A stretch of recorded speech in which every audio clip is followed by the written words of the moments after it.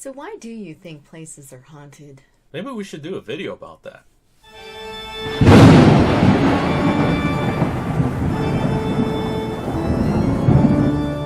Well, hello there, parapeeps, and welcome to another episode of Our Haunted Travels. I am your host, Sean Donnelly. And I'm your co-host, Marianne Donnelly. So this video is part of our Ghost Hunting 201 series. We haven't done these in a little while, but we got a lot of new subscribers, and we kind of want to give you guys kind of behind the scenes of what we do a little bit and why we're putting these videos out so that it might make sense a little bit. So if you're into paranormal history and forensic type videos, go ahead, hit that subscribe button. Don't forget to ding that little bell. And that way, you'll get notified next time a video comes out from Panic D Videos. In this video, we're going to go over different locations and some of the theories. These aren't our theories. We didn't make this stuff up. This is from our research and doing paranormal research and investigations. And over the years, we compiled this list. And on our location videos that come out on Friday, part of that video is we explain why we believe that the location is haunted. It's from this list. If there are other types of locations that we may have forgot, leave it down in the comments. And if you agree or disagree, let's get a conversation going. So let's get going with number 1. Private homes and estates.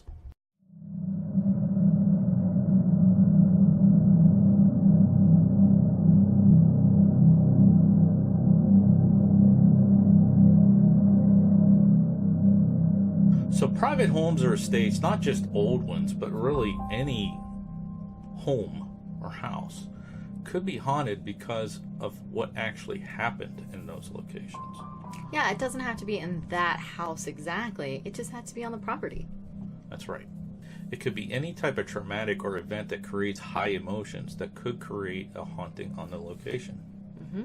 And also, of course, people sometimes just really love their homes. Yeah, and they could come back to that spot. So, a private residence or estate has a potential for a spiritual type haunting. Now, these spirits could be positive or negative type spirits. Okay? We've always said, if you weren't a good guy while you were alive, you might not be a good guy after you've passed. Okay? Not saying that they're demonic, but they might not be the happiest. The happiest of Casper-like ghosts. That's right. Now, it's also hard to get in to investigate private homes. Normally, this is done through somebody reaching out and needing help. That's and that's right. where paranormal groups come in. Mm-hmm. They come in and do the investigation and determine exactly what the homeowner is dealing with. Okay, so let's move on to number 2. Cemeteries.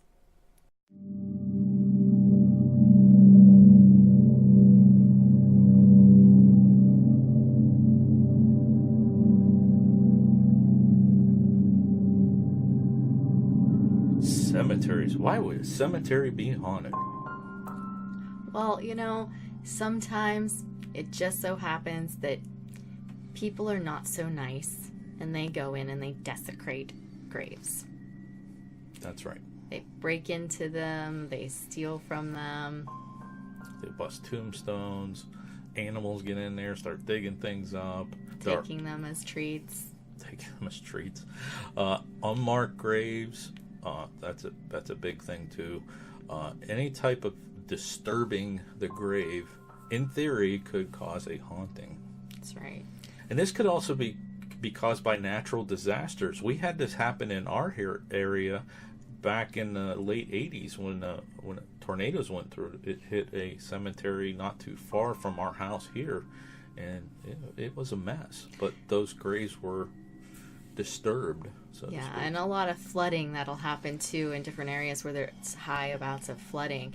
And sometimes those caskets will just be floating down the road, and then you got to figure out who it is, try to get it back to their grave site.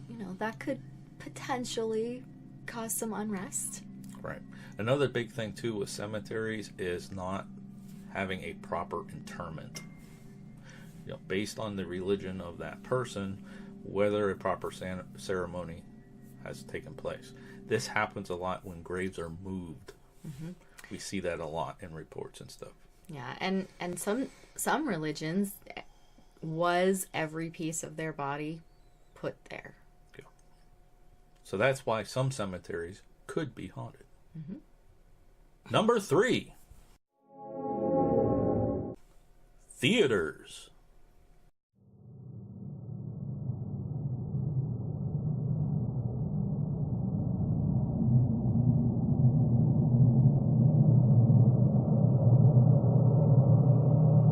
So theaters, why would theaters be haunted?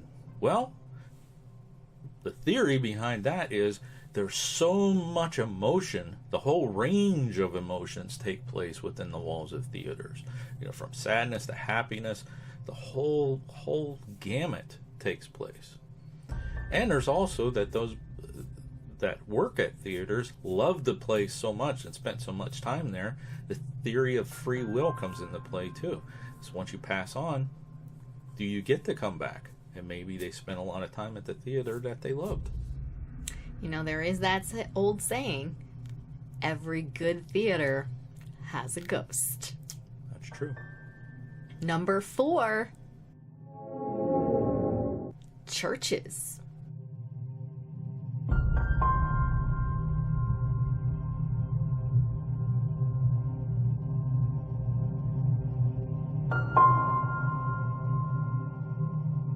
Now, churches could have some spirits around for a multitude of reasons. Some of the old churches actually used to bury their dead right there at the church, you know. And within the church. And within the church and under the church. Mm-hmm. So sometimes there are catacombs right beneath that have tons of human remains. And again, that falls back to the cemetery theory.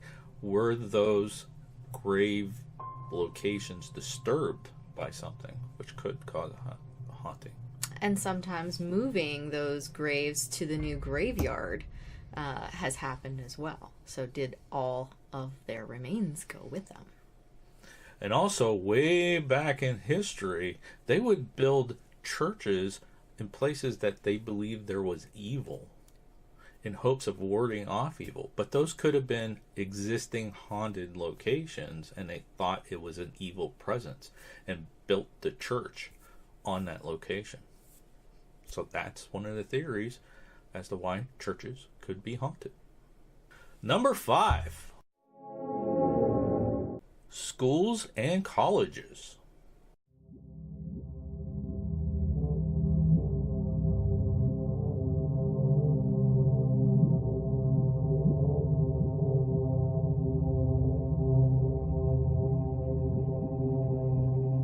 So now schools and colleges, again, you're dealing with a concentration of a variety of emotions, especially at a college level. I can just imagine, you know, but happy to be there or real sad because you're not going to pass a test, and, you know, all kinds of drama going on. Stress.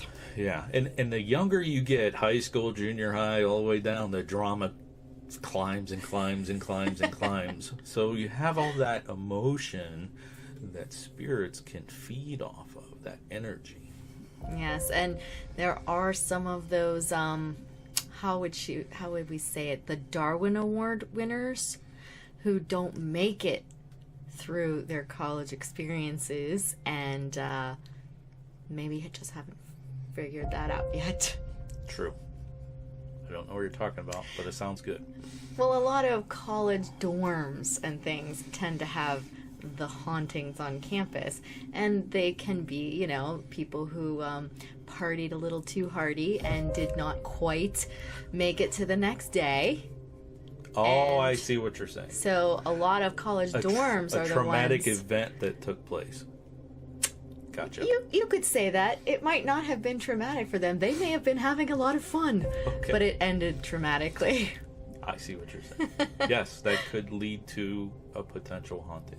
Yes. Plus, some of the different things that sororities and fraternities will do will also sort of summon some of those types of things to That's true. Number 6. Hotels and motels.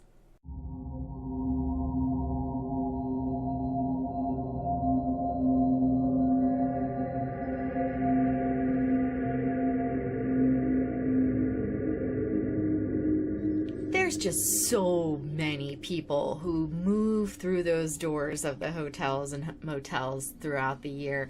Thousands and so thousands. many people visiting. They are generally visiting for either a really exciting purpose or sometimes sad because they're on, visiting relatives for unfortunate events that happen in their family. But most of the time they're there on vacations and they're just excited to be there. And so that whole range of emotions is there again, with lots and lots of people coming. And also, again, what do you call that? The Darwin theory? Yes, I did. There could be tragic events that take place at hotels and motels, and in most cases, a lot. I mean, a lot than you think of. And, we're trying not to use the word so we don't get demonetized on this, but they begin with an S and an M. And then with hers. Probably not the best when we're talking about a hotel or a motel to say S and M. Probably not. Thanks for bringing that up. You're welcome. But yeah, there's a lot of people who do not make it out of the hotel. They check in, then. but they don't check out. That's right. They are there then That's a good for way of potentially eternity. Number 7. Trains and travel stations.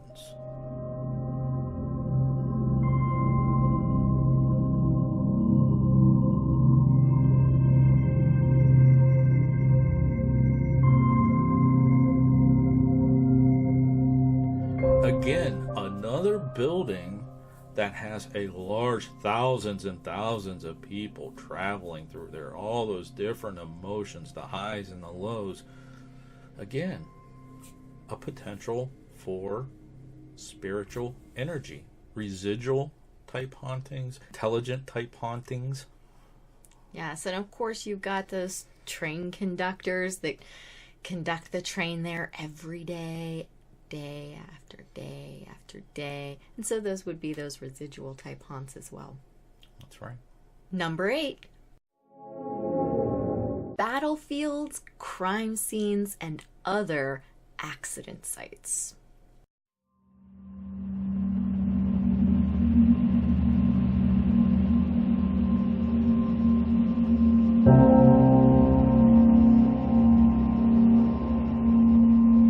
These places have extreme emotions. There's so many traumatic events, lives that are snuffed out quickly, things that are definitely unexpected for the norm. And those individuals may be confused and not quite certain that they are not with us anymore.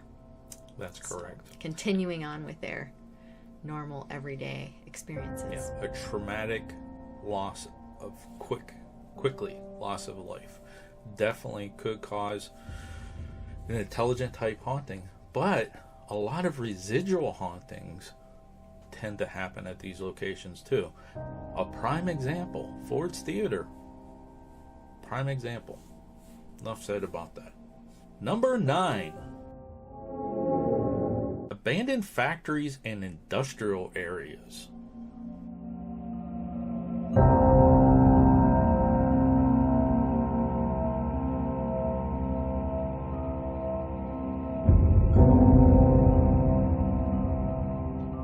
These locations, they look creepy and scary anyways, especially if they're abandoned factories and buildings that are neglected and the weather's starting, nature's starting to take over, and you go in these places and they look like, okay, this place has to be haunted.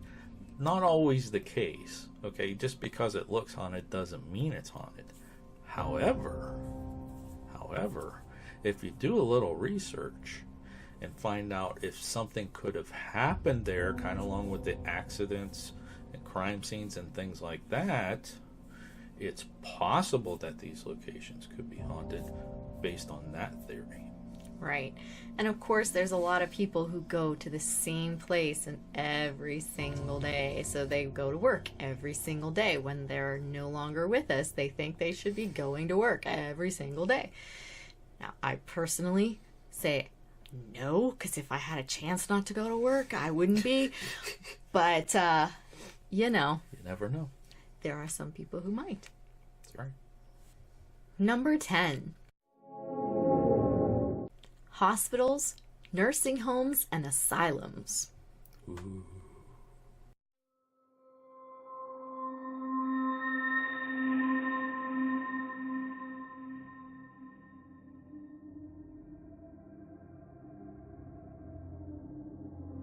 Through the years, these places have just thousands of reported,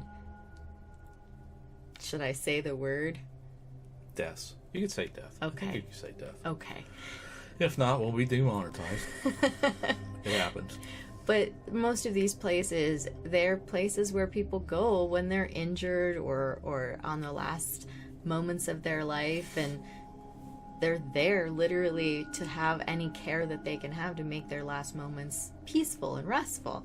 That's right. But a lot of them don't make it, and so there's a lot of death that happens in these types of buildings. A lot. Yeah. And so, you know. Now, when you get into asylums and those kind of areas, there are some questionable things that took place to those patients. Yeah, those patients back then. That can cause even emotions and that kind of stuff. And now you're getting into something that's really, okay, some stuff could be going on there. So you got to take that into consideration as well. Mm-hmm. Number 11. Prisons.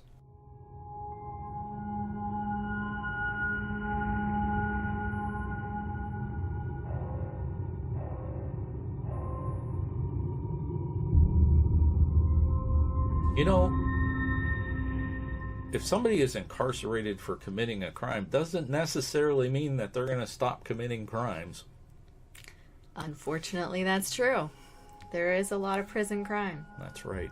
And a lot of times that crime takes place for survival purposes, okay, within those walls, okay? So you got to keep that in mind too.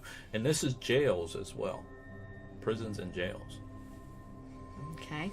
And of course, these people weren't necessarily always the nicest persons to start with, so they're probably going to be a little bit more on the nasty side rather than the nice, sweet, kind side. And remember, back in the days, the families of the wardens and the jailhouse people, they would always live in those facilities. So you've got the family home essentially there as well. And remember what we said about family homes. Yeah. So you've got the prisoners, you've got families living there, usually children growing up there. Two come to mind. Mansfield, the warden lived there, and the jail cell in St. Augustine. The sheriff. That's true. Lived there. That's true, and that's just two of the ones that we've been to that was the case. Yeah, those just pop up. Yeah. So. Number 12. Funeral homes.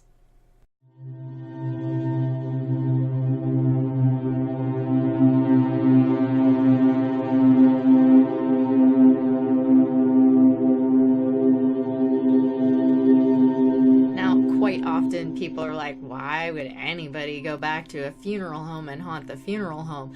Now I can say sometimes those funeral directors are not quite so nice and they play practical jokes with the bodies. I know of one person in particular who used to tell me stories about what he used to do. Let's not go there.